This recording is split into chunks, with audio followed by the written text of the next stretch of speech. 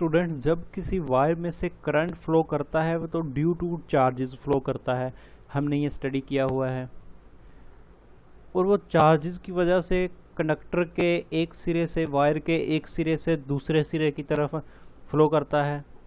For example आपके पास ये एक वायर है। इस वायर के आप देखेंगे जी कि एक सिरे से अगर चार्जेस, इसे हम बैटरी के साथ कनेक्ट कर देते हैं, यहाँ से चार्ज फ्लो करना शुरू करेंगे और इस वायर में से होते हुए यहाँ से दूसरे सिरे तक आ जाएंगे, यहाँ तक फ्लो करेंगे ये चार्जेस। यानी वायर के एक सिरे से दूसरे सिरे तक चार्जेस फ्लो करते हैं। और इसी तरह कोई अप्लाइंस है, ये एक बल्ब है तो बल्ब में से इसी तरह फ्लो करेंगे, एक सिरे से दूसरे सिरे तक फ्लो करेंगे। अब ये चार्जेस उतने ज़्यादा फ्लो करेंगे जितना इस वायर के अक्रॉस, इस बल्ब के अक्रॉस पोटेंशियल डिफरेंस होगा। फॉर एग्जांपल ये इसके एंड्स हैं, टू एंड्स ऑफ वायर। इसे मैं पॉइंट ए का नाम दे देता हूँ, ए को मैं इसे ए का नाम दे दिया और इस पॉइंट को मैं बी का नाम दे देता हूँ। अब जितना ज़्यादा potential difference across A and B है उतने ज़्यादा चार्जेस इस वायर में से फ्लो करेंगे और उतना हम कहेंगे कि करंट ज़्यादा है। अब थोड़ा सा गौर करें, मैथमेटिकल फॉर्म इसकी क्या बनेगी।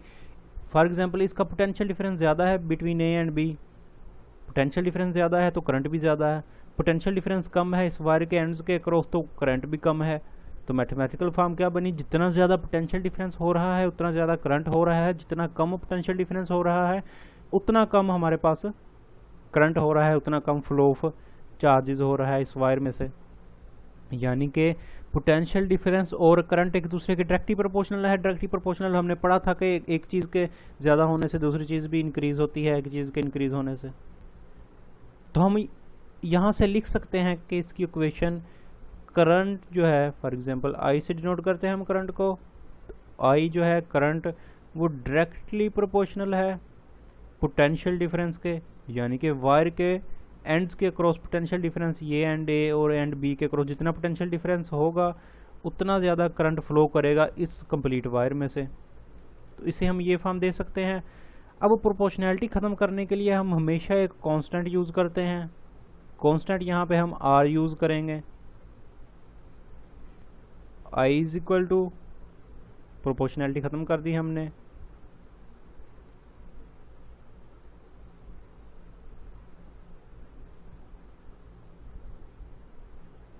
आर वी, हम इस तरह से कुछ लिख सकते हैं।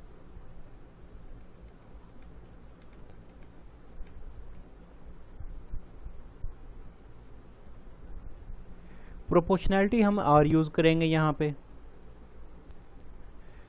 फॉर एग्जांपल v को हमने एक साइड पे लिख लिया और प्रोपोर्शनैलिटी हमने यूज़ की r इंटू आई, और ये इसकी मैथमेटिकल फॉर्म बन गई। r is a constant of proportionality and it is called the resistance of the wire or that appliance. यही इसकी मैथमेटिकल फॉर्म यहाँ पे लिखी हुई है। r यहाँ पे एक रेजिस्टेंस है। किसकी रेजिस्टेंस? इस मटेरियल की रेजिस्टेंस जिसमें से करंट फ्लो कर रहा है। ये वायर है हमारे पास, तो इस वायर की रेजिस्टेंस जो है वो आर है। रेजिस्टेंस बेसिकली किसी चीज़ के फ्लो के खिलाफ मुज़ाहमत की फ़ोर्स होती है, अपोजिशन की फ़ोर्स होती है। मैं आपको एक एग्जांपल देता हूँ। फॉर एग्जांपल आप ट्रैवल कर रहे हैं और बहुत तेज़ हवा है आपकी तरफ। आप देखेंगे कि आपको चलते वक्त जो आपको जो है फोर्स ज़्यादा लगानी पड़ रही है क्योंकि आप अपोजिशन टू द एयर हैं। तो वो एयर जो है आपको चलने के लिए एक रेजिस्टेंस फराहम कर रही है जिसकी वजह से आपको फोर्स ज़्यादा लगानी पड़ रही है। इसी तरह इस मटेरियल के जो पार्टिकल्स हैं इस करंट के फ्लो के अपोजिशन, करंट इस डायरेक्शन में फ्लो कर रहा है तो इसके अपोजिशन रेजिस्टेंस फराहम करेंगे जिसकी वजह से ये जो पार्टिकल्स हैं ये कम फ्लो करेंगे इस कनेक्टर में से। रेजिस्टेंस की डेफिनेशन देख लें। The opposition offered by wire to flow of current is called resistance. तो इसे हम रेजिस्टेंस कहते हैं और इसे हम ओहम से डिनोट करते हैं। इसके यूनिट्स ओहम है और इसे ओमेगा से डिनोट करते हैं कुछ इस तरह। रेजिस्टेंस का ऐसा यूनिट ओहम है जी। 1 ओहम रेजिस्टेंस कब होगी? इसी जो फार्मूला है हमारे पास इसी से ड्राइव कर लें 1 ओहम रेजिस्टेंस। आर को एक साइड पे निकाल लें इसी फार्मूला से, आर इज इक्वल टू क्या आ जाएगा फार्मूला से, V ओवर आई। अब 1 ओहम रेजिस्टेंस कब होगी, इसी फार्मूला से हम देखेंगे। 1 ओहम रेजिस्टेंस तब होगी जब किसी कंडक्टर के एंड्स के अक्रॉस पोटेंशियल डिफरेंस 1 वोल्ट होगा और उसमें से करंट जो है 1 एम्पेयर फ्लो करेगा, तो उसकी रेजिस्टेंस 1 ओहम होगी। फिर देखें ज़रा इसे, R is equal to V over R, resistance 1 ohm होगी, ये 1 हो जाएगा फैक्टर। अगर ये पोटेंशियल डिफरेंस किसी कंडक्टर के क्रॉस 1 वोल्ट हो और उसमें से करंट का फ्लो 1 एम्पेयर हो, तो हम कहेंगे कि इसकी रेजिस्टेंस 1 ओहम है।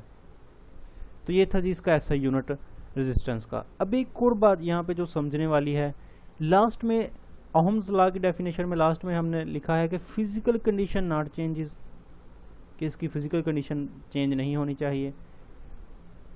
फिजिकल कंडीशंस क्या है कि उसका जो है एरिया चेंज ना हो, उसका टेम्परेचर चेंज ना हो इस वायर का, तो फिर ये लॉ वैलिड है।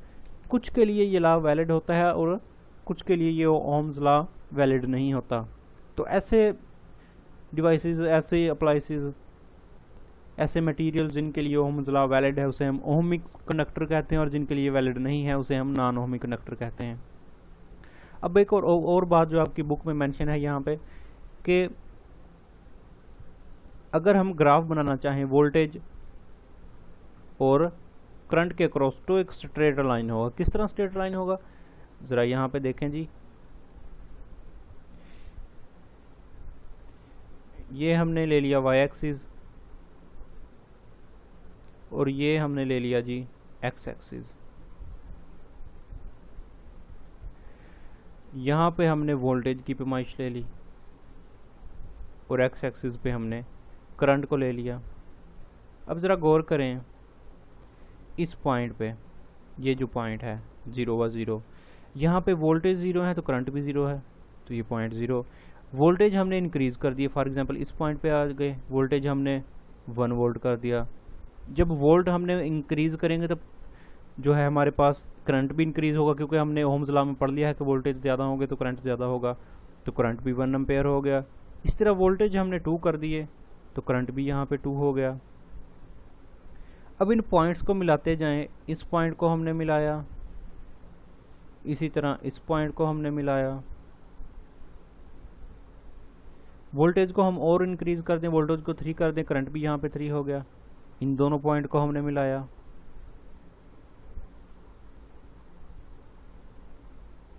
इस पॉइंट को मिलाते जाएं, जब हम एक लाइन ड्रा करेंगे यहाँ से, तो एक बिल्कुल स्ट्रेट लाइन होगी।